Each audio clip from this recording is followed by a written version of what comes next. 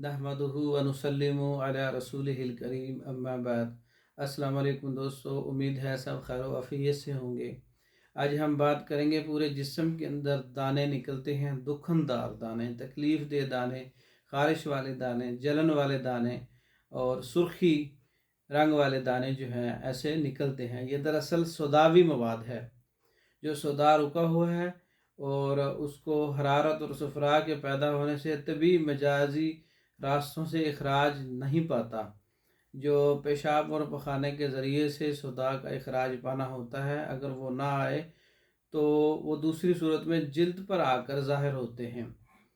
तो जहाँ पर रुकता है वहीं पर दाना बनता है, फिर वो बढ़ता है और इसमें दर्द होती है, चुभन होती है, जलन होती है।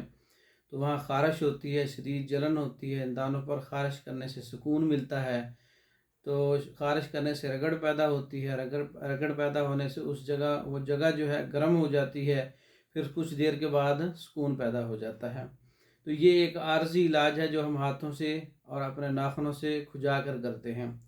इलाज की सूरत में हम यहाँ पर वैसे गर्मी वाली तहरीक पैदा कर दें, गर्मी वाली तहरीक पैदा कर दें, इखराज वाली तहरीक पैदा कर दें। वो मवाद, वो सोदावी मवाद जो रुका हुआ है उसको हम पिघला कर दवाइयों के ज़रिए और उसको नरम करके और उसको हम पेशाब पखाने के ज़रिए अगर ख़ारिज कर दें तो वो दाने, वो एलर्जी, वो सब चीज़ें ख़त्म हो सकती हैं।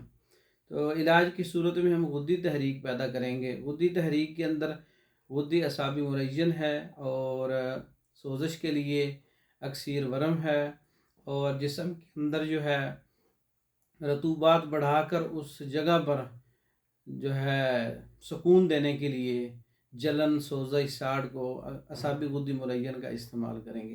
तीनों नुस्खा जात मशहूर व मरूफ़ हैं, तो मैं आपको बता भी देता हूँ। गुद्दी असाबी मुरय्यन सुंड 50 ग्राम है, नशातर ठीकरी 20 ग्राम है, काली मिर्च 10 ग्राम है और इसके अंदर सना मक्की 80 ग्राम है।